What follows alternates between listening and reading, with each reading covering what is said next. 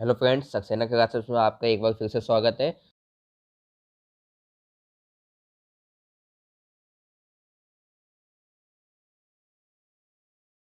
तो चलिए हम लोग इसके क्वेश्चन सॉल्व करते हैं। तो फर्स्ट क्वेश्चन है आपका, सही विकल्प चुनकर लिखिए। तो सही विकल्प चुनकर इसमें फर्स्ट क्वेश्चन है आपका, सूर सागर का सबसे चर्चित प्रसंग है। तो इसमें चार ऑप्शन है, भ्रमर गीत, भ्रमर सार, भ्रमर राग और भ्रमर गीता। तो इसका सही उत्तर है भ्रमर गीत का उत्तर है, इसमें लगा लो आप लोग।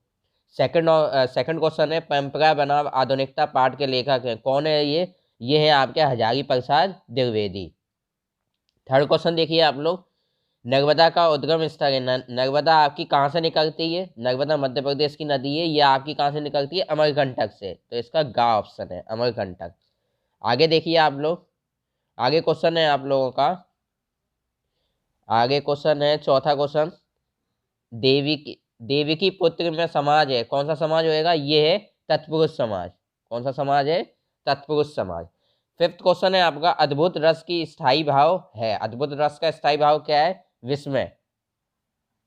इसका खा लगा लेना आप लोग, विस्मय।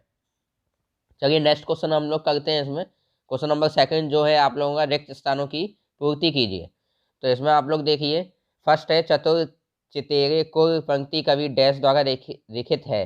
तो इसका उत्तर है बिहारी, आप बिहारी लगा लो।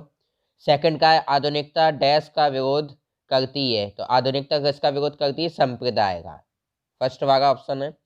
तीसरा, सुश्रुत संहिता में शैल यंत्रों की संख्या डैश बताई गई है, कितनी यंत्रों की संख्या है इसमें? इसमें है 101। अर्थ के आधार पर वाक्य कितने प्रकार के होते हैं? अर्थ के आधार पर वाक्य आपके 8 प्रकार के होते हैं। फिफ्थ क्वेश्चन है, जिसके प्रति स्थायी भाव उत्पन्न हो वह डैश कराता है, क्या क्या?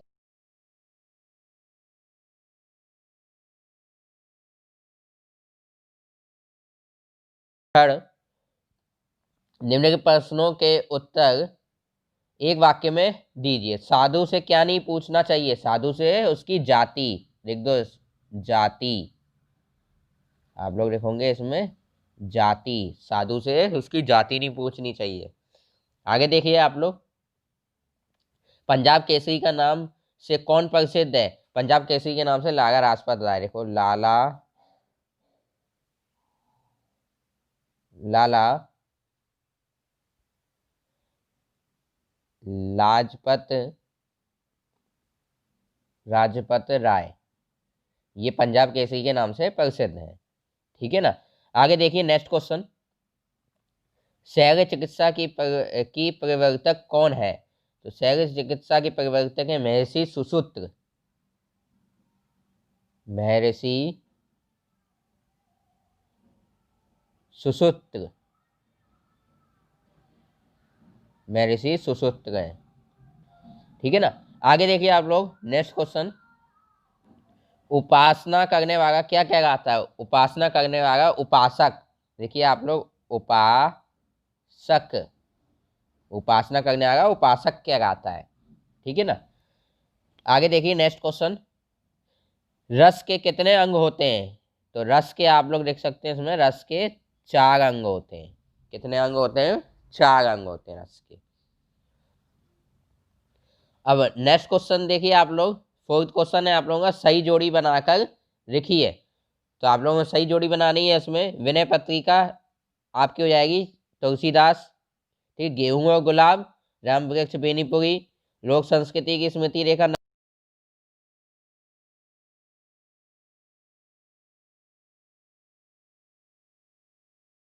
और वक्रोक्ति अलंकार हो जाएगा। ये हो जाएगा आपका 5वां। ये थे सही जोड़ी आप लोग। अब हम लोग करेंगे प्रश्न क्रमांक 5 से, 5 से आपके कहाँ तक है? 22 तक है। तो इसके उत्तर में आप लोगों को, अब देखिए आप लोग, प्रश्न क्रमांक 5 का अथवा का उत्तर है, माता बालक राम की विभिन्न बाल सुलभ क्रियाओं, जैसे कभी चंद्रमा लेने की हट करना, कभी अपनी परछाई देखकर डरना तथा कभी ताली बजाकर नाचना, कभी क्रोध व्यक्त करके हट को पूरी करने की जिद करना आदि को देखकर प्रसन्न होती है। प्रश्न क्रमांक 6 का उत्तर है, पीताम्बरधारी श्याम वर्ण श्री कृष्ण की शोभा ऐसी लग रही है मानो नीलमणि के पर्वत पर प्रभात के सूर्य की किरणें पड़ रही हैं। श्याम वर्ण श्यामवर्णन श्री कृष्ण नीलमणि के समान है और पीताम्बर प्रातः की धूप के समान है। प्रश्न क्रमांक 7 का उत्तर है कवि और रचनाएं बतानी। केशव दास की हैं रामचंद्रिका और कवि प्रिया, और पदाकर की है गंगा रहरी जगत विनोद। अब हम करेंगे प्रश्न क्रमांक 8 का हम लोग अथवा करेंगे। तो 8 का अथवे का उत्तर है भाषा की प्राप्ति हमें परंपरा से होती है। ये भाषाकार प्रवाह में बहती हुई समकालीन इस संदर्भों को बिखेरती हुई नए उत्पादों को ग्रहण करती हुई आज हमें प्राप्त हुई है। अब हम कहेंगे प्रश्न क्रमांक 9 का उपन्यास और कहानी में कोई दो अंतर। तो फर्स्ट अंतर है कहानी का कहानी को पढ़ने में कम समय लगता है और उपन्यास को पढ़ने में ज़्यादा समय लगता है। कहानी का क्षेत्र सीमित होता है और उपन्यास का क्षेत्र व्यापक होता है। अब प्रश्न क्रमांक 10 देख सकते हैं आप लोग। 10 का माई की बगिया का वर्णन अपने शब्दों में करना है। तो आप इसका स्क्रीनशॉट लेके आप इसका उत्तर देख सकते हैं आप लोग अपनी उत्तर पुस्तिका में। तो चलिए प्रश्न क्रमांक 11। प्रश्न क्रमांक 11 का है मोहन राजगढ़ में नहीं रहता है, और सेकंड है अरे मीरा सुंदर है। आप देख सकते हैं, स्क्रीनशॉट ले लीजिए आप लोग। प्रश्न क्रमांक 12 का उत्तर है जहाँ किसी उक्ति का अर्थ जानते हुए कहने वाले के आशय से भिन्न लिया जाए वहाँ वक्रोक्ति अलंकार होता है। उदाहरण है कौन तुम है घनश्याम हम तो बरसों कित जाई। अब देखिए प्रश्न क्रमांक आपका 13 का अथवा ईसा के 600 वर्ष पूर्व और सन 1000 ईस्वी तक समय भारतीय चिकित्सा विज्ञान के लिए स्वर्ण युग था। अत्रेन जीवक चक्र और वाघभट्ट जैसे यशस्वी चिकित्सा शास्त्री यहाँ हुए थे।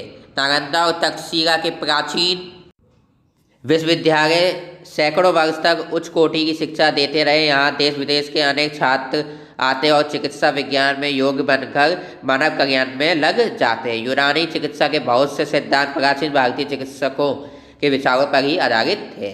प्रश्न क्रमांक 14 का अथवा है गतिशील महिमामय और मनोभाव। प्रश्न क्रमांक 15 का अथवा है जहाँ कोई बात आवश्यकता से अधिक बड़ा चढ़ाकर कही जाए वहाँ अतिशोक्ति अलंकार होता है। तो इसका उदाहरण है हनुमान की पूंछ में लग ना पाई आग, लंका सरी जरी गई, गए निशाचर भाग। अब देखिए आप लोग प्रश्न क्रमांक 16 करेंगे हम लोग। इसमें सूरदास का महाकवि सूरदास का जीवन परिचय करना है, 2 रचनाएं भावपक्ष और करापक्ष और साहित्य में स्थान रखना है। तो आप लोग इसका स्क्रीनशॉट ले सकते हैं और अपनी कॉपी में नोट डाउन कर सकते हैं। ये देख लीजिए जीवन परिचय होगा फर्स्ट पॉइंट, और काव्यगत विशेषताओं में भावपक्ष में होगा वात्सल्य वर्णन, फिर श्रृंगार वर्णन, फिर भक्ति भावना, प्रगति चित्रण, और कला पक्ष में होगा भाषा आपकी, और भाषा के बाद होगा आपका शैली, फिर अलंकार, और लास्ट में आपका होगा साहित्य में स्थान। अब चलिए हम प्रश्न क्रमांक 17 करते हैं। प्रश्न क्रमांक 17 में भी हम अपन को हजारी प्रसाद द्विवेदी या रामविलास बेनीपुरी का जीवन परिचय रखना है। तो हम लोग रामविलास बेनीपुरी का जीवन परिचय करेंगे, फिर उसके बाद रचना रखनी है हमको 2, फिर भाषा पॉइंट होएगा आपका, फिर शैली होएगी, ठीक है ना। शैली में वर्णनात्मक शैली और भावनात्मक शैली का वर्णन हम लोग करेंगे। शैली के बाद आप लोगों का होएगा साहित्य में स्थान। अब देख लीजिए प्रश्न क्रमांक 18 का अथवा। तो 18 का अथवा आपको क्या करना है, संदर्भ प्रसंग व्याख्या करनी है। तो संदर्भ आपका ये देख लीजिए गोस्वामी तुलसीदास द्वारा रचित कविता वगी से लिया गया है, और प्रस्तुत पंक्तियों में कवि ने बालक राम की मनोहारी छवि का अत्यंत सुंदर वर्णन किया है। ये था संदर्भ और प्रसंग। अब करेंगे इसकी व्याख्या हम लोग। व्याख्या आप लोग देख लीजिए, इसका स्क्रीनशॉट लेके आप लोग नोट डाउन कर सकते हैं या वीडियो पॉज करके आप लोग नोट डाउन कर सकते हैं। फिर व्याख्या के बाद आप इसकी 2 पॉइंट हम लोग विशेषताएं लिख सकते हैं। तो ये चलिए हम लोग अब प्रश्न क्रमांक करते हैं आप लोगों का 20। प्रश्न क्रमांक 20 आपका गद्यांश को पढ़कर उत्तर देना है। तो आप लोग देख सकते हैं, इसका शीर्षक हमें बताना है फर्स्ट क्वेश्चन में। तो शीर्षक है मनुष्य और कर्म, मनुष्य के कर्म हो सकते हैं, मनुष्य और कर्म। थर्ड उत्तर आप लोग देख सकते हैं सारांश इसका लिखना है, और सेकंड उत्तर में और थर्ड उत्तर में मनुष्य किस कारण श्रेष्ठ माना गया है। तो मनुष्य अपने कर्म बल के कारण श्रेष्ठ माना गया है। प्रश्न क्रमांक 22 का आप लोग देख सकते हो। 22 का आप लोग बा का देख लो सेकंड, इसमें रूपरेखा हमको लिखनी है किसी भी 3 बिंदु को एक को लेके। तो फर्स्ट हमने लिखी प्रस्तावना, भारत एवं पुस्तकालयों की श्रेणियां, लाभ और उपसंहार, ये थी आपकी रूपरेखा। अब प्रश्न क्रमांक हम लोग 21 करेंगे। इस 21 में हम लोगों को अपने विद्यालय के प्राचार्यों को सारा शुल्क से मुक्ति हेतु आवेदन पत्र लिखना है। तो आप लोग देख लीजिए, आवेदन पत्र मैंने लिखा है, इसको आप लोग स्क्रीनशॉट लेके या फिर वीडियो पॉज करके आप लोग लिख सकते हैं। पत्र लिखना है, इसमें सारा शुल्क से मुक्ति के संबंध में आवेदन पत्र लिखना है। और प्रश्न क्रमांक आपका 22 में हम लोगों को क्या करना है, 22A में करना है, निबंध लिखना है। तो इसमें विद्यार्थी जीवन और अनुशासन के ऊपर निबंध लिखना है। तो इसमें सबसे पहले रूपरेखा है, इसमें प्रस्तावना हम लोग लिखेंगे। आप लोग स्क्रीनशॉट ले सकते हैं इसका। स्क्रीनशॉट के बाद आपका पॉइंट आएगा अनुशासित जीवन, फिर उसके बाद आएगा अनुशासन का महत्व। अनुशासन के महत्व के बाद आपका 4th पॉइंट आएगा अनुशासन के प्रकार, अनुशासन का तात्पर्य, और 6th पॉइंट आएगा विद्यार्थी एवं अनुशासन, और 7th पॉइंट आप लोगों का आएगा उपसंहार। तो आप लोग स्क्रीनशॉट इसका ले सकते हैं। तो ये था आपका माध्यमिक शिक्षा मंडल जो टेस्ट रिवीजन टेस्ट सीरीज चला रहा है, उसका कक्षा 10वीं का हिंदी विषय विशिष्ट का प्रश्न। आपको वीडियो अच्छा लगे तो कमेंट करें, लाइक करें और मेरे वीडियो को शेयर करें और मेरे चैनल को सब्सक्राइब करें। Thank you.